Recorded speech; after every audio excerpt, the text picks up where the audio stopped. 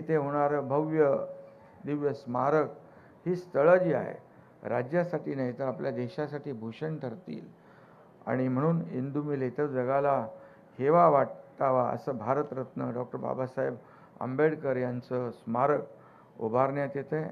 आज आपण केवळ एका महामानवाचं स्मरण करत नाही तर संपूर्ण भारताच्या विवेकाचा आणि स्वाभिमानाचा हा जागर आहे, हा माणुसकीच्या धर्माचा सोहळा आहे।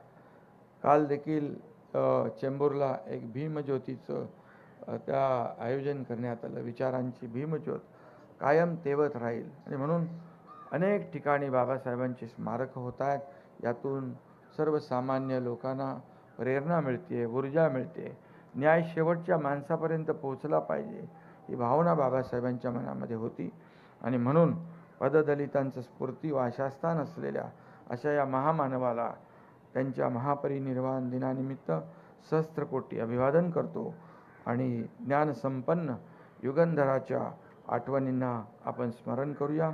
मिळून आपण सारे समता प्रस्थापित करूया। जय हिंद, जय महाराष्ट्र, जय भीम।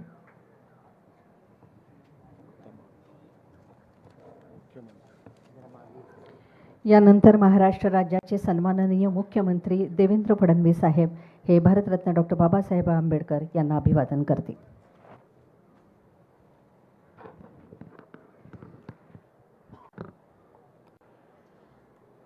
महाकारुणी तथागत भगवान गौतम बुद्ध आणि क्रांतीचे महासूर्य महामानव बोधिसत्व भारतरत्न डॉक्टर बाबासाहेब आंबेडकर यांच्या महापरिनिर्वाण दिनाच्या निमित्ताने त्यांना विनम्र अभिवादन करतो। आजच्या या कार्यक्रमामध्ये मंचावर उपस्थित महाराष्ट्राचे राज्यपाल आदरणीय आचार्य देवव्रतजी, आपले लोकप्रिय उपमुख्यमंत्री माननीय एकनाथराव शिंदेजी, माननीय अण्णा बनसोडेजी, माननीय संजय शिरसाटजी, माननीय मंगलप्रभात लोढाजी, माननीय आनंदराज आंबेडकरजी, माननीय आशिष शेलारजी, माननीय नरेंद्र जाधवजी, माननीय संजय बनसोडेजी, अमित साटमजी, चित्राताई वाघ, कालिदास कोळंबकरजी, राहुल शिवाळेजी, महानगरपालिकेचे आयुक्त भूषण गगरानीजी, नागसेन कांबळेजी, भाई गिरकरजी, अमर साबळेजी, श्री विजय सूर्यवंशी, श्रीमती आचल गोयल, श्री प्रशांत नारनवरे, श्री देवेन भारती, श्रीमती अश्विनी जोशी, या ठिकाणी उपस्थित सर्व भगिनी आणि बंधूंनो, महामानव भारतरत्न डॉक्टर बाबासाहेब आंबेडकरांच्या महापरिनिर्वाण दिनाच्या निमित्ताने त्यांना अभिवादन करण्याकरता आणि या देशाला संविधानाच्या माध्यमातून त्यांनी जो मार्ग दाखवला त्या मार्गावर चालण्याची पुन्हा एकदा प्रेरणा प्राप्त करण्याकरता आपण सर्व लोक या ठिकाणी एकत्रित आलो आहोत। आपल्याला कल्पना आहे की खऱ्या अर्थानं आपल्या देशामध्ये आपल्या समाजामध्ये एक प्रचंड मोठी विषमता तयार झाली होती आणि या विषमतेने आपल्याच समाजातील अनेक लोकांना मानव म्हणून जगण्याचा अधिकार हा हिरावून घेतला होता आणि अशा परिस्थितीमध्ये समाजामध्ये मोठी जागृती आणून एक समतायुक्त अशा प्रकारचा समाज तयार झाला पाहिजे या भावनेतनं या विषमतेलाच आपली शक्ती बनवून भारतरत्न डॉक्टर बाबासाहेब आंबेडकरांनी ज्ञान संपादित केलं आणि त्या ज्ञानाच्या आधारावर समाजामध्ये समतेचं रोपण केलं, समाज जागृत केला आणि स्वतंत्र भारतामध्ये एक असं संविधान आपल्याला दिलं की ज्या संविधानाने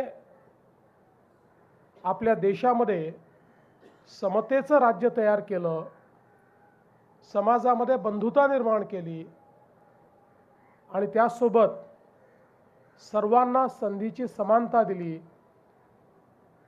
कुठल्याही जात, धर्म, वर्ण, रंग अशा भेदभावांना बाजूला ठेवून प्रत्येक व्यक्तीला समान अधिकार असेल अशा प्रकारचे एक संविधान आपल्याला भारतरत्न बाबासाहेब आंबेडकरांनी दिलं. आणि या संविधानामुळेच आज आपला देश इतकी प्रगती करू शकला. आज आपण जगातली चौथी सर्वात मोठी अर्थव्यवस्था झालो, लवकरच तिसरी अर्थव्यवस्था होऊ. पण याची मुहूर्तमेढ, याचा पायवा हा जर कोणी तयार केला असेल तर तो संविधानकार आणि अर्थतज्ञ अशा भारतरत्न डॉक्टर बाबासाहेब आंबेडकरांनी केला. बाबासाहेबांच्या कार्याचं आपल्याला सगळ्यात महत्त्वाचं जर प्रत्यंतर काही असेल तर मला या निमित्ताने सांगितलं पाहिजे की नुकतेच माझ्याकडे न्यू जर्सीचे गव्हर्नर आले होते आणि त्यावेळेस बोलताना त्यांनी एक गोष्ट सांगितली की आमच्याकडे एक चूक आम्ही केली. आज न्यूयॉर्क, न्यू जर्सी सारख्या महत्त्वाच्या भागामध्ये विजेची कमतरता आहे. मी त्यांना सांगितलं की अमेरिकेत इतकी वीज आहे आणि मग तुम्हाला कमतरता का भासते. त्यावेळेस त्यांनी सांगितलं की आमच्याकडे स्टेट ग्रीड आहे, आमच्याकडे नॅशनल ग्रीड नाही. आणि मग त्याच वेळी मला हे लक्षात आलं की बाबासाहेब किती द्रष्टे होते. वीज मंत्री म्हणून बाबासाहेबांनी ज्यावेळेस देशामध्ये पदभार स्वीकारला त्यावेळेस त्यांनी पहिला निर्णय घेतला की संपूर्ण भारतामध्ये एक राष्ट्रीय ग्रीड तयार करायची. भारताच्या कुठल्याही भागामध्ये आपल्याला वीज नेता आली पाहिजे. आज आपण पाहतोय की या नॅशनल ग्रीडमुळे भारताच्या कानाकोपऱ्यामध्ये आपण वीज पोचवू शकलो. अमेरिकेसारख्या प्रगत राष्ट्राला जे लक्षात आलं नाही ते भारतरत्न डॉक्टर बाबासाहेब आंबेडकरांनी लक्षात घेऊन आज भारताला स्वयंपूर्णतेकडे नेण्याचा हा जो काही काम आणि हे कार्यक्रम त्यांनी जो या ठिकाणी आपल्याला दिला, खरोखर त्यातनं त्यांच्या व्यक्तिमत्वाचं आणि त्यांच्या दृष्टेपणाचं दर्शन आपल्याला होतं. आज आपण पाहतोय की विविध क्षेत्रांमध्ये भारताची प्रगती आपल्याला पाहायला मिळते आणि या प्रगतीच्या पाठीमागे या देशामध्ये जी लोकशाहीची व्यवस्था आमच्या संविधानाने उभी केली, या लोकशाहीमुळे खऱ्या अर्थानं भारत हा प्रगतीकडे चाललेला आहे. आणि म्हणूनच आपल्या देशाचे प्रधानमंत्री माननीय मोदीजी देखील अतिशय गौरवाने म्हणतात की माझ्याकरता कुठल्याही धर्मग्रंथापेक्षा भारताचं संविधान महत्त्वाचं आहे, कारण हे संविधानच प्रत्येक भारतीयाचं कल्याण करू शकतं. आणि इतके वर्ष विधानमंडळामध्ये काम केल्यानंतर आणि एक संविधानाचा अभ्यासक म्हणून देखील मी या ठिकाणी सांगू शकतो की जगातलं सर्वोत्तम संविधान कुठलं तर ते आपल्या भारताचं संविधान जे भारतरत्न डॉक्टर बाबासाहेब आंबेडकरांनी आपल्याला दिलेलं आहे. कुठलाही सामान्यातल्या सामान्य माणसाचा प्रश्न असो किंवा कितीही कॉम्प्लिकेटेड प्रश्न असो, या प्रत्येक प्रश्नाचं उत्तर या संविधानामध्ये आपल्याला सापडतं.